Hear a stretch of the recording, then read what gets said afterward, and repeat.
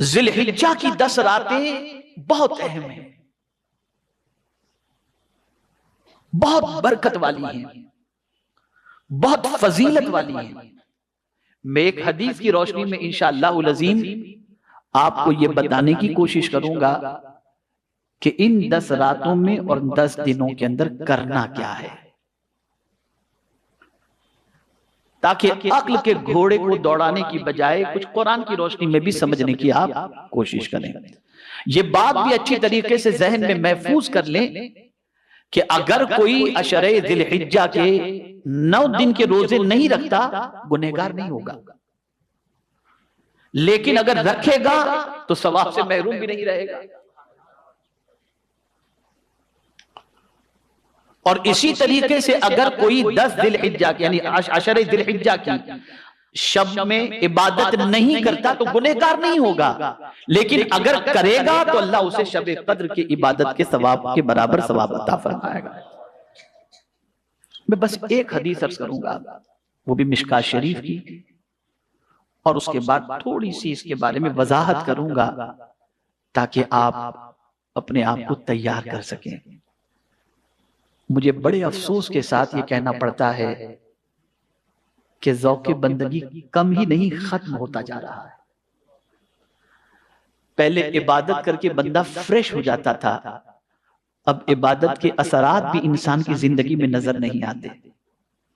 پہلے عبادت کر کے انسان پرسکون ہوتا تھا، اب عبادت کر کے بھی اسے سکون نہیں ملتا۔ ماجرا یہ ہے، کسی بزرگ سے پوچھا گیا کیا وجہ ہے کہ میں عبادت کرتا ہوں تو عبادت کی لذت مجھے نہیں ملتی؟ فرماتے ہیں جب کوئی گناہ تم سے ہو جائے تو پہلی سزا یہ ہوتی ہے کہ اللہ عبادت کی لذت کو چھین لیتا ہے۔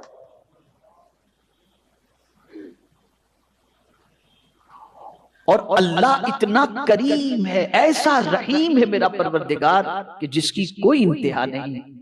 وہ چاہتا ہے کہ بندوں کے ثواب بڑھ جائیں، بندوں کی نیکیاں بڑھ جائیں، تاکہ قیامت میں جب اس کے اعمال نامے کو تولا جائے تو کثرت سے ایک کا ثواب زیادہ، عشرہ ذی الحجہ کی رات میں عبادت کرنے کا ثواب شب قدر جتنا دے کر اس بندے کی نیکی کو بڑھا دیا جائے تاکہ بندے کی بخشش ہو جائے۔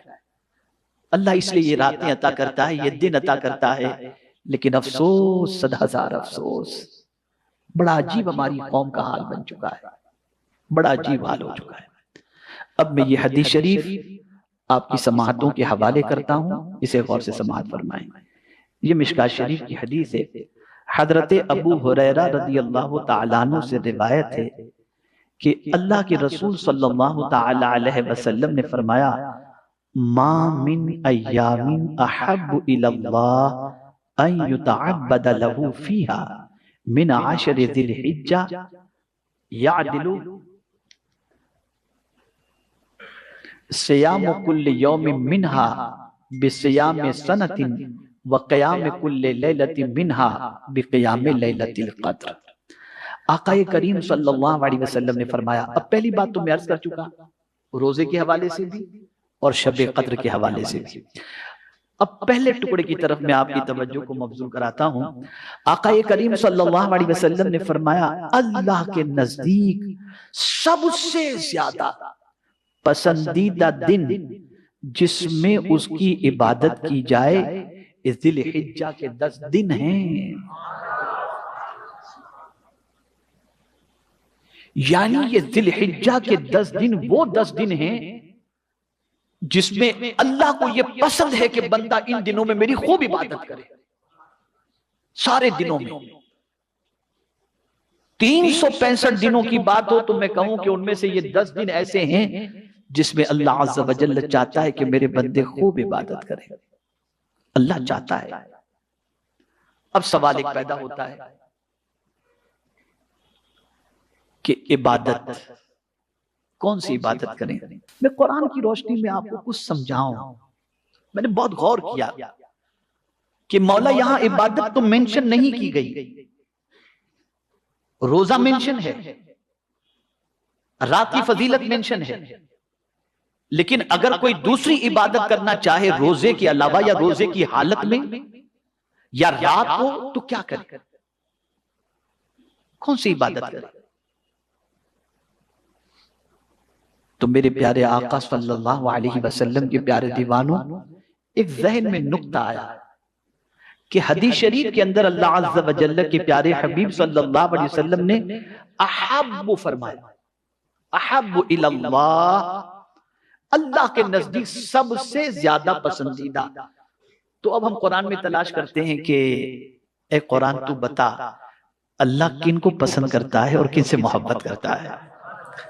جب ہم اس پر غور کریں گے تو جن سے وہ محبت کرتا ہے، جنہیں پسند کرتا ہے، تو ظاہر سی بات ہے کسی عمل کی وجہ سے پسند کرتا ہے۔ تو اے اللہ وہ کون سا عمل ہے کہ اس عمل کرنے والے کو تو پسند کرتا ہے، اس عمل کرنے والے سے تو محبت فرماتا ہے؟ تو میرے پیارے آقا صلی اللہ تعالی علیہ وسلم کے پیارے دیوانوں، ایک آیت میرے ذہن میں آئی،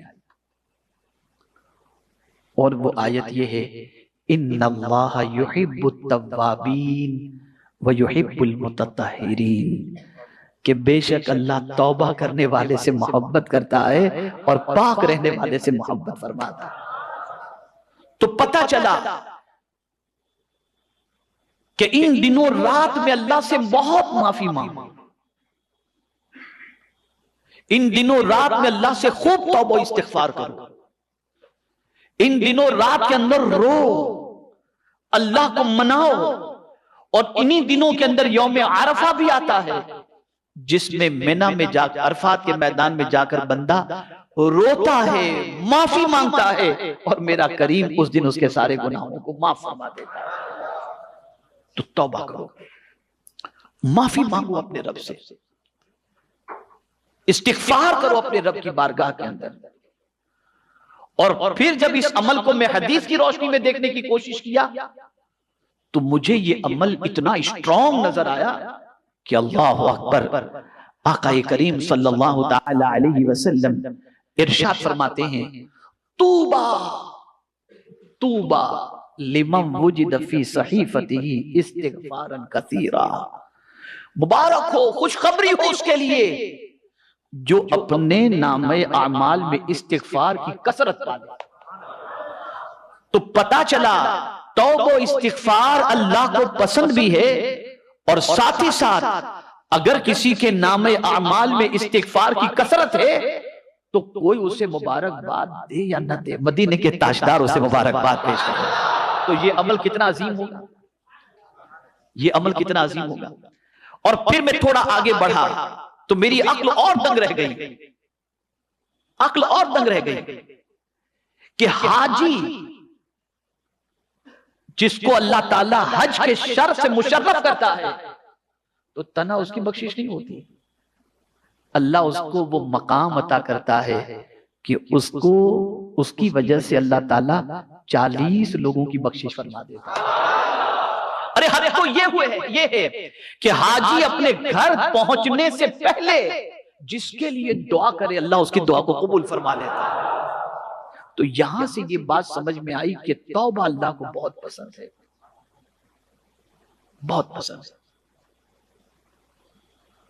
ہم مانگتے تو بہت ہیں اللہ سے، لیکن معافی نہیں مانگتے، نعمتیں مانگتے ہیں، معافی نہیں مانگتے، توبہ نہیں کرتے۔ تو اللہ توبہ کرنے والے سے محبت فرماتا ہے۔ تو ان 10 دنوں رات کے اندر اللہ عز و جل کی بارگاہ میں توبہ کرو، پاک، بہت عظیم دولت ہے۔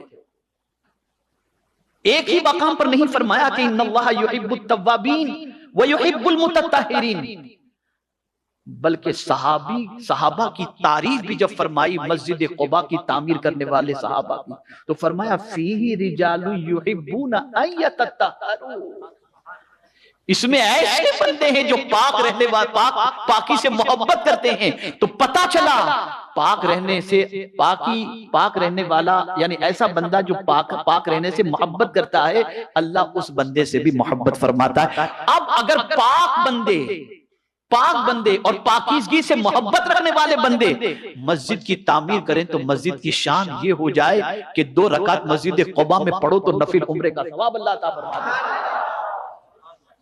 اور آج مسلمان سے کہو چلو نماز پڑھ، مولانا ناپاک ہوں، یہ حال ہو چکا.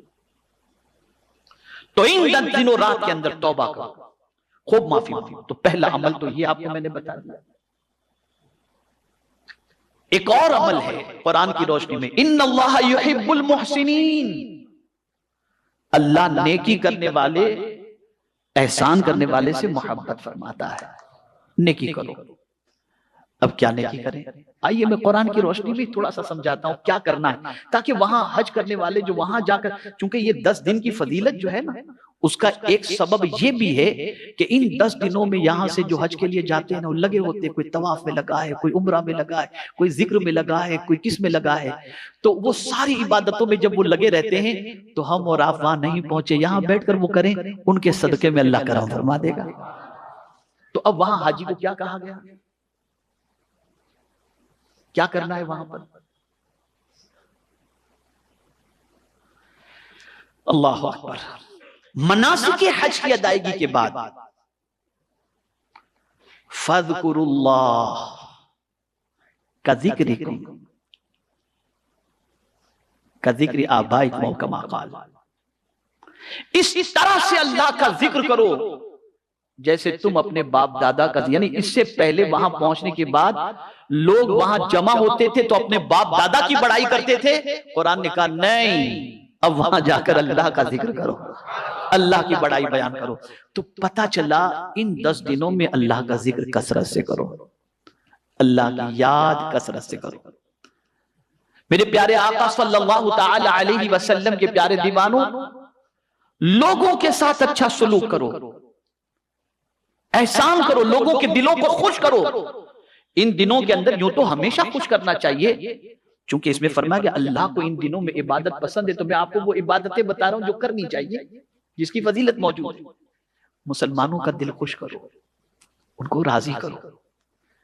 کیا یہ اللہ کو پسند ہے؟ آئیے ہم حدیث شریف سے سنتے ہیں. آقا کریم صلی اللہ علیہ وسلم نے فرمایا احب الاعمال بعد الایمان باللہ ادخال السرور فی قلب المسلم. آقا کریم صلی اللہ علیہ وسلم فرماتے ہیں اللہ پر ایمان لانے کے بعد جو عمل اللہ کو سب سے زیادہ پسند ہے وہ یہ ہے کہ تمہاری وجہ سے کسی مسلمان کے دل میں خوشی دوڑ جائے.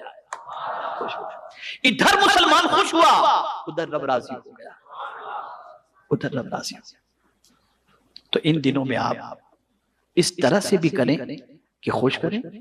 اور اس کا ایک کانسیپٹ ہے کہ آپ قربانی کریں تو خود ہی گوشت نہ کھائیں، بانٹو غریبوں کو تاکہ وہ بھی خوش ہو جائے.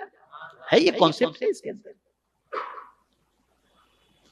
اسی طریقے سے قرآن شریف کی تلاوت، یہ بھی اتنی عظیم چیز ہے کہ میرے پیارے آقا صلی اللہ تعالی علیہ وسلم کے پیارے دیوانوں میں وہ حدیث آپ کی سماعتوں کے حوالے کرنے جا رہا ہوں کہ اگر اس حدیث مبارکہ کو مسلمان صحیح طور پر دل و دماغ کے اندر محفوظ کر لے تو میں سمجھتا ہوں اس کی تقریباً پریشانیاں دور ہو جائیں گی. آج لوگ مرید ہوتے ہیں، پیر صاحب کا دامن پکڑ لیتے ہیں. بالکل سلسلے کے اندر شامل ہونا کوئی بری بات نہیں. کبھی ہم نعرہ لگاتے ہیں غوث پاک کا دامن نہیں چھوڑیں گے، بہت اچھی بات ہے، اللہ ان کا دامن ہم سب کے ہاتھوں میں نصیب فرمائے. کبھی ماں کا دامن ہاتھ میں آ جاتا ہے ہم خوش ہوتے ہیں، کبھی کسی بڑے شیخ کا دامن ہاتھ میں آ جائے تو ہم خوش ہو جاتے ہیں. اللہ ساری تمثیل سے پاک ہے. لیکن میں آپ کو بتاؤں حدیث مبارکہ میں ایک سرا رسی کا اللہ کے دست قدرت میں، رسی کا ایک سرا اللہ کے دست قدرت میں ہے. اب ایک سرا اللہ کے دست قدرت میں ہے تو دوسرا لٹک رہا ہے نا. جب کوئی بندہ قرآن پڑھتا ہے تو وہ ہاتھ میں اس کے آ جاتا ہے.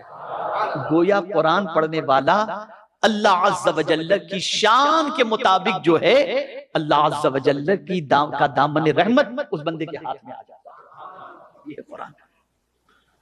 خدا کے بندو یہ دامن بھی تو پکڑو، پڑھو قرآن شریف، پڑھو قرآن شریف. میرے پیارے آقا صلی اللہ تعالی علیہ وسلم کے پیارے دیوانوں، ٹارگٹ بنا لو کہ یہ 10 دن اور رات کے اندر ہم ایک قرآن شریف ختم کریں گے انشاءاللہ۔ کوئی مشکل نہیں، کوئی مشکل نہیں۔ ابھی ایک سفر میں انگلینڈ کے قاری صاحب کے ساتھ ہم لوگ تھے، ہم اور قاری صاحب، میرا خیال ہے شاید انگلینڈ ہی کے سفر میں، ایک اور سفر بھی اس سے پہلے ہمارا ہندوستان کا ہوا تھا، لیکن انگلینڈ کے سفر میں ایسی کوئی بات چل رہی تھی کسی موضوع پر، تو ایک جملہ میں نے کہا، ہوتا یہ ہے کہ فورین کے اندر تنہائی زیادہ ہے، باہر کے ملکوں میں آدمی سوچتا ہے بہت بہت مزے، لیکن وہاں آدمی کو تنہائی مار ڈالتی ہے، کسی کے پاس کسی کے لیے ٹائم نہیں۔ مانچسٹر یاد آ گیا علامہ صاحب کے گھر کے باہر، کسی کو کسی کے پاس کسی کے لیے ٹائم ہے، یہ ادھر جاب پر، یہ ادھر بیزی، عجیب زندگی ہے وہاں کی، کوئی کسی سے بات کرنے والا جلدی سے ملتا نہیں، سب اپنے اپنے میں مگن ہے۔ تو میں نے ایک جملہ قاری صاحب سے کہا تھا، خدا کی قسم میں آپ کو کیا بتاؤں کہ جملہ تو اللہ نے کہلوا دیا، لیکن جب خود میں اس پر غور کیا تو مجھے تقریباً پرابلم کا سولوشن اس میں بھی نظر آ گیا۔ آج میرے نوجوان بچوں، میرے بھائیوں، رات جب آپ کے اکیلے پن کی ہوتی ہے، آپ اکیلے ہوتے ہیں تو کیا کرتے ہیں؟ کوئی واٹس ایپ پہ چٹکا ہوا ہے، کوئی نیند نہیں آ رہی، یوٹیوب پہ دیکھ رہا ہے، یہ گھما رہا ہے، وہ گھما رہا ہے، 2 گھنٹے 3 گھنٹے، پھر کروٹ مارا، پھر اٹھا، جیسے تیسے، کوئی بات کرنے والا نہیں، میرا دوست سو گیا ہوگا، کس کو فون کروں، کس سے بات کروں، یہ پوزیشن۔ تو میں نے قاری صاحب کو ایک جملہ پیش کیا، اور قاری صاحب کو اتنا پسند آیا کہ اسٹیٹس پہ رکھ دیا انہوں نے وہ جملہ۔ غور سے سننا، غور سے سننا، جملہ یہ ہے، جب تمہاری کوئی بات سننے والا نہ ہو تو اللہ سے بات کر لیا کرو، تو اللہ سے بات کر لیا، کھولو قرآن، پڑھنے لگ جاؤ، وہ تم کو کیا کہہ رہا ہے ترجمے میں پتہ چل جائے گا، اور تم اس کو کیا کہہ رہے ہو وہ خود جان جائے گا، سے بات کر لیا۔ اور اللہ والے اپنی تنہائی کو اسی سے مٹاتے تھے، اور آج کا نوجوان پکچر دیکھ کر مٹا رہا ہے، یوٹیوب پہ مست ہو کر تنہائی مٹا رہا ہے۔ جب کبھی تنہائی ستائے، اٹھاؤ قرآن شریف، پڑھنے لگ جاؤ، تنہائی بھی دور ہوگی، اور ساتھ ہی ساتھ دل کو اللہ قرار کی دولت بھی عطا فرمائے گا، اور نام اعمال نیکیوں سے پر ہو جائے گا انشاءاللہ العظیم۔ تو یہ 4 چیزیں میں نے بتائیں، ماہ عشر ذی الحجہ میں توبہ کریں، استغفار کریں، عشر ذی الحجہ میں اللہ کا ذکر کریں، سبحان اللہ وبحمدہ، سبحان اللہ العظیم وبحمدہ، استغفر اللہ، یہ پڑھیں، لا الہ الا اللہ کا ذکر کریں، محمد رسول اللہ صلی اللہ علیہ وسلم اس کا ذکر کریں، درود شریف کی کثرت کریں، تلاوت قرآن مقدس کریں، غریبوں مسکینوں کا خیال کریں، یہ ساری چیزیں کریں۔ یہ جب عام دنوں میں کرتے ہیں تو ثواب تو ملے گا ہی، لیکن ان دنوں میں یہ سارا کام کرنا اللہ کو بہت پسند ہے، اس لیے کہ سارا کام عبادت میں شامل ہے۔ تو میرے پیارے آقا صلی اللہ تعالی علیہ وسلم کے پیارے دیوانوں، یہ چند باتیں تھیں جو مجھے آپ کی سماعتوں کے حوالے کرنی تھی، اور عشر ذی الحجہ کی آمد سے پہلے میں نے سوچا کہ یہ کچھ باتیں آپ کو میں عرض کر دوں۔ آپ میں سے کوئی بھی عمل کرے گا تو ہو سکتا ہے کہ آپ میں کے کسی کے عمل کی بنیاد پر اللہ عز و جل ہم سب کی بھی بخشش فرما دے۔ آپ پابندی سے آئیں اور ان 10 راتوں کو زندہ کریں، اللہ آپ کے دلوں کو زندہ فرما دے گا، اور ان 10 دنوں میں استطاعت اللہ دے، ہمت دے، طاقت دے، کمزوری نہ ہو، دوسرے فرائض کے اندر کوتاہی نہ ہو، تو آپ روزہ رکھنے کی بھی کوشش کریں، اور اگر 9 دن کے روزے نہیں رکھ سکتے، 8 دن کے روزے نہیں رکھ سکتے، تو یوم عرفہ کا روزہ یعنی 90 کا روزہ ضرور رکھنے کی کوشش کریں۔ انشاءاللہ اس کی برکتوں سے متعلق آئندہ اجتماع میں میں کچھ عرض کرنے کی سعادت حاصل کروں گا۔ اللہ رب العزت جل جلالہ مجھے آپ کو سب کو عمل کی توفیق نصیب فرمائے، اور عشر ذی الحجہ میں عبادت الریاضت کی توفیق نصیب فرمائے، اور جن حجاج کے گناہوں کو اللہ یوم عرفہ میں معاف فرمانے والا ہے، ان کے صدقے میں اللہ ہم سب کے گناہوں کو بھی معاف فرما دے۔ وما علینا الا البلاغ المبین۔